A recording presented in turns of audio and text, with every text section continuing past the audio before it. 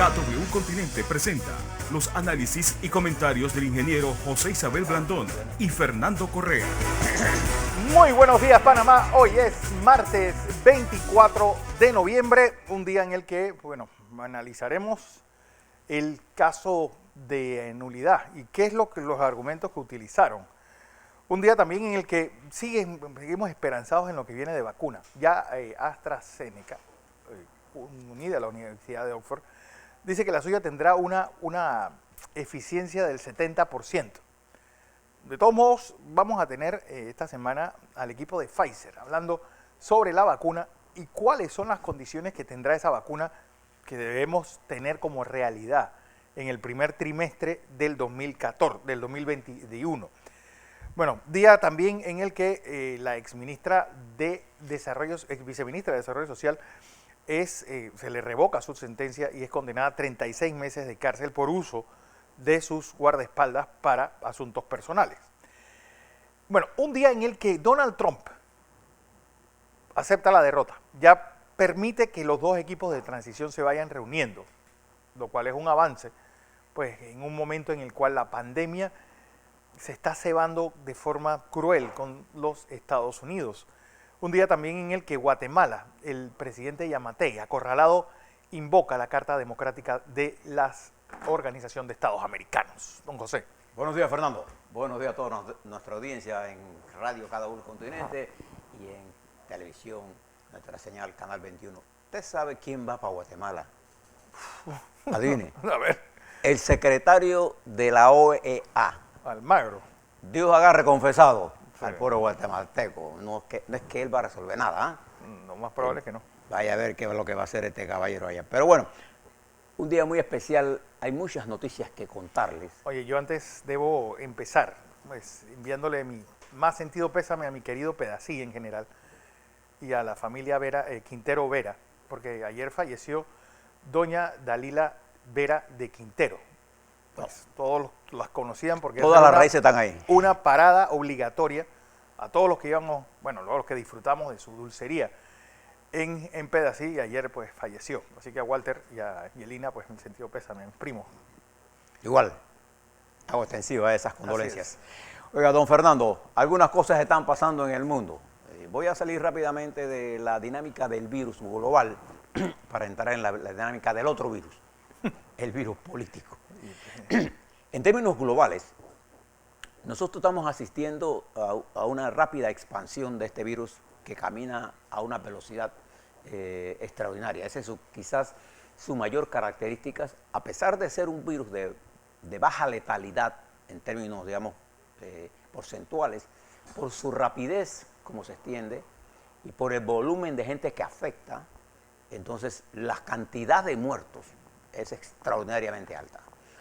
Ayer se reportaron más de 59 millones. Bueno, ayer el índice global superó los 59.699.901. Vamos a ponerlo así. En la mañana, mientras preparábamos este noticiero, el ingeniero Blandón me dijo, mira cómo anda el de mundo. Y estaba en 59.691.000. Es decir, en estos pocos minutos ha aumentado en 8.000 personas a nivel mundial. 1.411.851 fallecidos, una tasa de letalidad mundial del 2.36. Y observe que es la reproducción del virus lo que está creciendo exponencialmente. Ya tiene mucho más experiencia en el manejo de los tratamientos en hospitales, pero resulta que cuando este virus se expande a esos niveles, lo que afecta directamente y hace que haya mayores niveles de mortalidad es el congestionamiento que crea en el sistema hospitalario del país correspondiente, lo que este tiene que cuidar. Miren los Estados Unidos. Aquí corrijo, 170.010 casos ayer, 865 fallecidos. 12.778.872, 263.701 fallecidos, 2.06 de tasa. Durante todo el mes de noviembre, los Estados Unidos ha estado por encima de los 100.000. 150. De los 100.000, por encima de los 100.000. Ha habido 115.000, 120.000, pero en términos generales, en lo que va de noviembre hasta el día de ayer, ha crecido en un 20%, un 25%, los casos positivos con respecto a la pandemia a lo largo de su historia. Para que usted vea el nivel exponencial en que él se está desarrollando. Hay, por ejemplo, ciudades como en Canadá, para darle otro ejemplo, como Toronto, una de las ciudades más grandes de Canadá, está totalmente cerrada por 4 semanas, Toronto. Igual está pasando en países como España, Italia, Hong Kong. José, para corregir y para ilustrar a la audiencia, vamos a ver solamente la última semana. El 18 de noviembre, 176.981 Eso es Estados Unidos. Estados Unidos. El 19 de noviembre, 195.444. El 20 de noviembre, 208.953 casos. El 21 de noviembre, 174.845 casos. El 22 de noviembre, o sea, el pasado domingo, 144.392 y ayer 170.010. ¿Se acuerda cuando el doctor Fauci decía que como no se hubiera un control de esto, iban a sobrepasar los 100.000 casos y le dijeron que él estaba loco, que estaba metiendo miedo? El propio gobierno. Entonces ahora, en medio de este proceso electoral, a casi 15 días de haber terminado el proceso electoral que terminó, perdón, a casi 21 días, sí, porque el proceso electoral fue el 3 de noviembre. Hoy exactamente 21 días. 21 días. La pandemia se ha tomado el escenario y no estaba a la vuelta de la esquina, está en ascenso en los Estados Unidos, igual que está en ascenso en el mundo. Y eso está creando que todo el mundo ponga su esperanza ahora en la vacuna. De eso le vamos a hablar nosotros en detalle, porque ciertamente es un hecho importante, es un hito importante el establecimiento, la creación de estas vacunas, que ya tenemos 3, y 2 cuyos conocimientos nuestros técnicos son muy bajos. La vacuna rusa, que está en desarrollo, avanzada, y la vacuna china. José, pero tenemos poca información técnica de las mismas, y nosotros somos cuidadosos de no brindarle información a ustedes que nosotros no podamos corroborar por vías científicas. Okay. Para que tengamos claro, el 3 de noviembre Estados Unidos tenía 9.363.000 casos. Y hoy tiene 2. Y hoy tiene 12.600.000. 25%. 12.772.000. 25% más de lo que tenía en los meses anteriores. En 3 semanas ha aumentado 3 millones de personas. Sí, 25%, es el incremento, y eso es lo que es una curva exponencial. Se ha venido creciendo geométricamente. Creciendo exponencialmente los casos positivos y la mortalidad. El índice de letalidad de los Estados Unidos sigue bajo, porque hemos logrado desarrollar mejor atención, pero el número de muertos globales es asombroso y podría llegar, independientemente de la vacuna, y si hay vacuna, podría llegar a los 350.000 para marzo 1 del 21. Bien, le dejo eso allí, porque si nosotros miramos nuestras cifras, y ahora se las vamos a plantear, nos está indicando que el índice de reproducción global del virus, y particularmente en nuestro continente, se está expandiendo a una velocidad fuera de control en algunas áreas. Nosotros tenemos una reproducción del virus aquí en Panamá, calculada por nosotros, vamos a ver qué nos dice el MINSA, y esa será la cifra oficial que nosotros usaremos, pero nuestro cálculo lo pone en 1.2 del índice de reproducción del virus. Ahora le voy a dar las gráficas para que usted observe cómo los casos han venido en su vida haciendo uso de la curva pronómica de 6º grado. Ahora se lo voy a explicar rápidamente. Pero algunas cosas le quiero hablar de política, porque le quiero hacer un análisis de lo que está pasando en los Estados Unidos con las nuevas designaciones del casi ya, incuestionablemente, próximo presidente de los Estados Unidos, Joe Biden. No importa lo que haga el presidente Trump, es casi imposible que pueda hacer absolutamente nada para sacarlo de carrera, porque el presidente Joe Biden ha ganado en forma aplastante, con más de 6 millones de votos populares y 306 votos electorales. Ahí no hay que darle vuelta a esto. Ahora le cuento un poco sobre eso. Pero miremos lo que está pasando. Fíjese lo que está pasando en Guatemala, aquí, al lado de Centroamérica nuestro. A raíz de las manifestaciones violentas del fin de semana, continúan miles de personas en las calles pidiendo la renuncia del presidente de Guatemala. Y la Asamblea Nacional, el Parlamento guatemalteco, tuvo que retirar la ley de presupuesto, que fue la causante de este problema. Lo que le decía yo, una lectura equivocada de los legisladores y de la estructura política. Recuerde que Guatemala es una especie, en el mundo en general, desde hace mucho tiempo, se viene produciendo un fraccionamiento de la sociedad. Fraccionamiento que usted lo ve allá, lo ve aquí, lo ve en los Estados Unidos, lo ve en Francia, para decirle algunas, lo ve en Alemania, no sé, por el surgimiento de los grupos tanto de derechas como nacionalistas, lo ve en Hong Kong. O sea, no hay donde usted mire, Fernando, que usted no vea este fraccionamiento. Bien, este fraccionamiento ahora se concentra ya no solamente en que se retire el presupuesto, como de hecho se le retiró ayer, sino en pedir la salida inmediata del presidente, y el vicepresidente se estumó desde el fin de semana de que nos vamos. Sí, nos vamos los dos. Nos vamos los dos. Pero la crisis en Guatemala es mucho más profunda. Ustedes no sé cuánto conozcan de el nivel de pobreza y pobreza extrema de ese país, que es una población mayoritariamente indígena y Sí, que golpeada. 60% de la población vive en pobreza extrema. Golpeada. La población indígena de Guatemala es un poco inferior en términos porcentuales a la de Bolivia. En Bolivia el 62,2% de la población es indígena. Es mayoría. En Guatemala también es mayoría. Es mayoría. Pero nunca ha estado representada en el gobierno, en la jefatura de gobierno.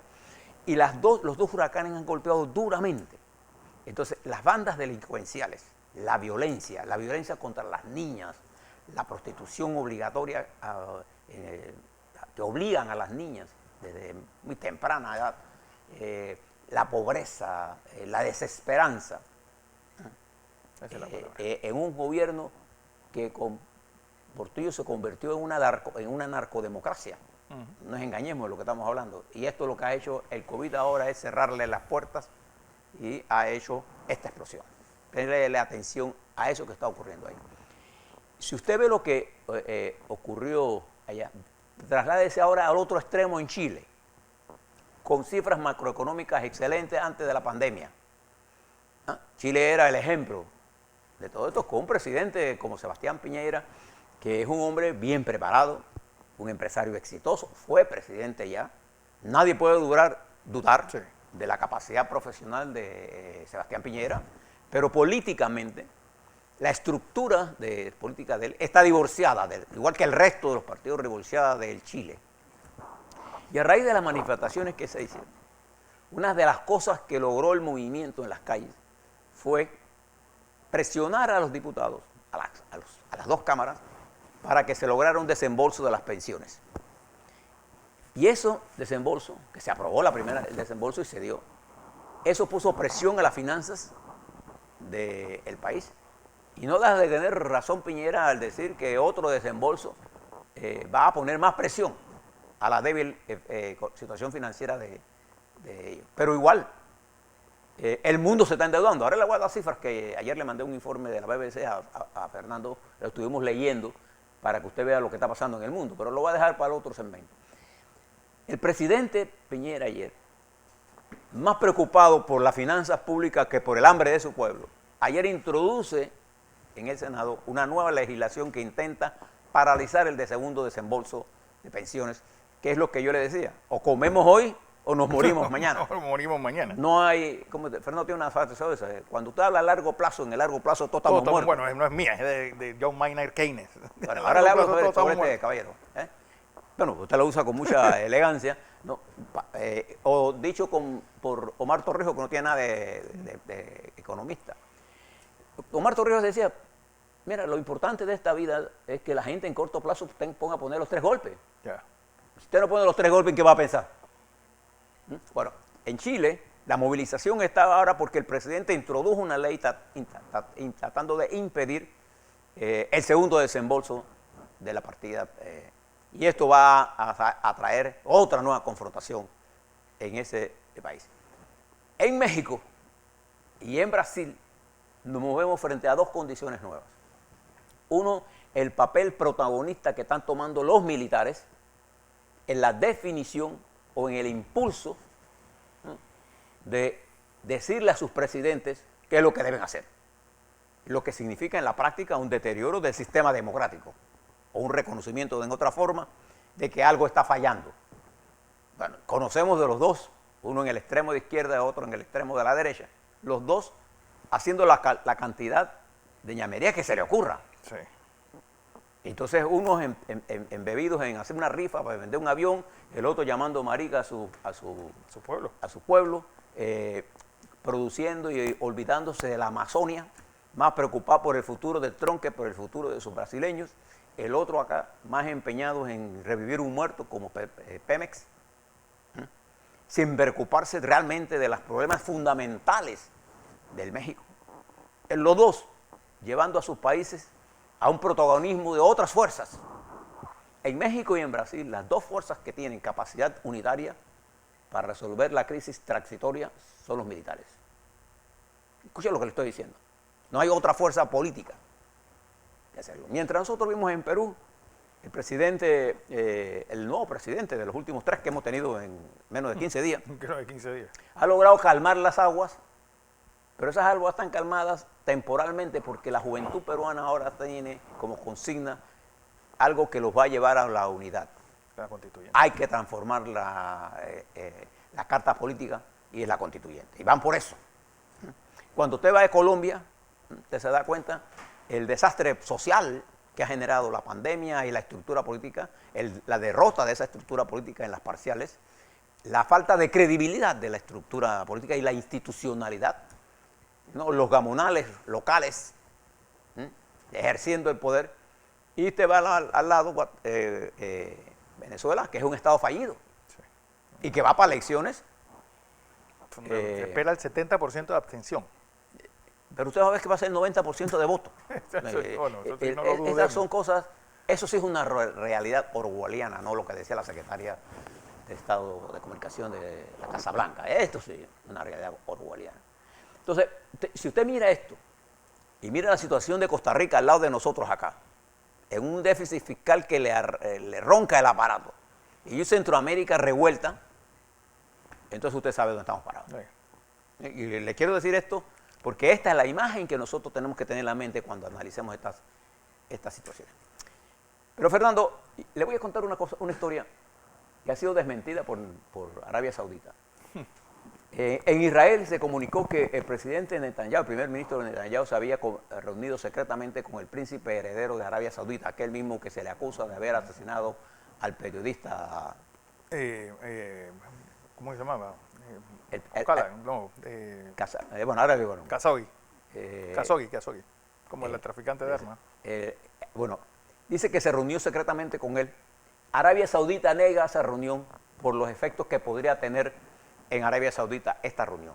Parece que esta es una reunión, la primera reunión secreta que se da entre ellos es secreta, pero en el mundo moderno ya que cosas pocas secretas. Que sea cierta o no, el hecho de que ya esté en la opinión pública. Y que la gente crea que puede ser cierta ya es un avance. Ya es un problema para Arabia Saudita. Para Israel no lo es.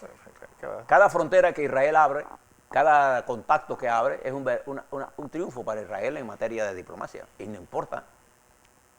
Bien. Además de eso, la posición de China en este momento, una posición de aprovechar la ausencia de los Estados Unidos como potencia, que ha dejado todos los espacios al retirarse del tratado del ATP, del Pacto Transpacífico, y dejar a China sola en el mercado, ha hecho que China se convierta en una especie de rectora de la economía en Sudasia. Lo propio que ha hecho Putin en la región, llenando el vacío de poder que ha dejado el presidente Trump con América para los americanos, y que obligó al general Mattis ayer a decir un consejo al presidente Biden: olvídese de América primero. Nosotros vivimos en un mundo tan complejo que nosotros necesitamos hacer una política multilateral, dicho por un ex general de la calidad de Mattis, secretario de Estado, que no tiene absolutamente nada de izquierda. Sí. Fue jefe de los Marines. Es un marín de verdad. El perro loco. Le decían Doc Mac. El perro loco. El Mad Dog. Ahora yo quisiera hablarles sobre lo que está pasando en los Estados Unidos. En primer lugar, ayer después de que Michigan decidió, con el voto de los republicanos, decir que las elecciones, certificar la victoria de Biden, y que Pensilvania, un juez dijo, aquí no hay nada que hacer. Ayer, la Administración General de el Servicio de Administración General de los Estados Unidos, el General Administration Service, conocido por sus siglas GSA, cuando usted ve GSA, la que financia, hace la transición, le envía sus representantes, su directora Emily Murphy, una carta a Biden invitándolo formalmente al proceso de transición. ¿Eso qué significa en la práctica? Es un reconocimiento de su victoria. ¿Por qué? Porque tiene que poner fondos para el proceso de transición. Usted sabe, cuando usted contrata a alguien en los Estados Unidos para ser parte de su gabinete, tiene que pagarle. Pero todo eso se ha financiado, es un sistema bien concebido. Todo el sistema de gente que yo contrate para la transición, yo tengo que pagarle, esa gente tiene que comer de algo. Esto lo había parado Trump desde hacía 15 días. Y ayer manda la carta, Trump dice que él autorizó, pero él dice que él va a seguir porque él va rumbo a la victoria. No va a ninguna victoria. Para mí Trump ya está derrotado hace tiempo, desde el 3 de noviembre. Sin embargo, esto es un paso adelante e importante en la estabilización de los Estados Unidos como poder en el mundo. Recuerde que estamos hablando de la principal potencia económica y la principal potencia militar del planeta Tierra. Pero yo quiero hablar de las designaciones que hizo el presidente electo Biden y el significado que tiene para el mundo y para nosotros en particular. Le voy a dar los nombres. El secretario de Estado que él ha seleccionado, Anthony Blinken, es un muchacho joven de 65 años, un hombre 56. joven. 56 años, perdón. Un hombre joven, ha sido un hombre muy ligado al partido. Fue su secretario de Estado de los Estados Unidos, un hombre muy inteligente, un hombre muy jovial, un hombre que cree en la política multilateral y que cree en las negociaciones multisectoriales y de bloques importantes, que cree en la recuperación estratégica de Europa como aliada de los Estados Unidos. El primer mensaje que ha mandado el presidente al designar a este joven como su secretario de Estado es un hombre de experiencia, un hombre de capacidad y un hombre que está llamado a jugar un papel importante en la reconstrucción del papel de los Estados Unidos en el mundo. Mensaje de lo más positivo. Pero además de eso, nombra a el ex senador, ex secretario de Estado, John Kerry, como su asistente personal frente al cambio climático. ¿Quién es John Kerry? Primero, un senador, amigo nuestro, amigo personal nuestro, ¿no?, que jugó un papel importante en la lucha contra Noriega, que fue además veterano de Vietnam. Veterano de Vietnam, pero además fue el presidente, el chairman del Comité de Relaciones Exteriores en la lucha contra la droga y donde se hicieron los hearings contra Noriega. Ahí lo conocí yo. Por muchos años tuvimos y tenemos una gran amistad. Fue secretario de Estado. Lo nombra ahí, pero además de eso, él va a ser parte integrante de la Comisión de Inteligencia Estratégica de los Estados Unidos, elevando el problema del clima a un problema de estrategia de seguridad nacional de los Estados Unidos. Bueno, el golpe de los dos huracanes a Luisiana, es parte de que... Y nombra a Jack Sullivan ¿no?, como asesor de seguridad. Este es el que reemplazaría a un tipo Bolton, por ejemplo. Un hombre de mucha más experiencia, un hombre que está en la misma línea que el secretario de Estado y que además cree que la seguridad de los Estados Unidos pasa por una alianza estratégica global para contener a los enemigos de la democracia. Nombra a un cubano americano, Alejandro Mayorkas, cubano, nacido en La Habana, como su director de Home Security, de la seguridad interna, que es el responsable de la seguridad dentro de los Estados Unidos. Un ente creado después del 11 de septiembre. Esa fue la reestructuración que se hizo. Y nombra como su embajadora en Naciones Unidas a Linda Thomas y a Avril Haines como su directora nacional de inteligencia. ¿Quién es esta joven? Esta joven fue y ocupó un alto puesto en los mandos de dirección de la Agencia Central de Inteligencia. Fue su directora general de inteligencia. No se engañen con ella, que mujer, es una mujer de una gran capacidad. Es una mujer que no le tiembla la mano para tomar cualquier decisión. Pero designa, y esta es una de las decisiones más importantes a las que tenemos que prestarle atención, a Janet Yellen como su secretaria del Tesoro. ¿Quién es esta señora? Esta sí ya es una mujer de 74 años. Pero ¿qué currículum tiene? Es una mujer extraordinariamente preparada. Ella, desde el punto de vista conceptual, Fue presidente de la Reserva Federal. Ella es keynesiana en su concepción macroeconómica. Es más, la escuché en una intervención cuando estaba definiendo aquella relación que existe entre inflación y desempleo. Igual que Keynes. Una ecuación muy igual que Keynes. Claro, sí. Y ella planteaba que cuando la inflación baja, ¿sí?, el desempleo sube. Y ella es una mujer que está clara en la necesidad de que en este momento el problema no es la deuda, no es no endeudarse, el problema es cómo salimos de la pobreza y cómo logramos crear más riqueza. Sí, de los efectos estructurales de esto. Ella es lo que se considera en el mundo de la economía, hay halcones y palomas. Bueno, ella es una paloma, pero que sabe ser halcón, no se engañen con ella, ¿eh? Pero es una mujer extraordinariamente importante. ¿Cuál es el mensaje de este equipo? El primero que monta el presidente electo. Es un mensaje de decirle al mundo, entre el señor Trump y Joe Biden hay una gran diferencia en el manejo.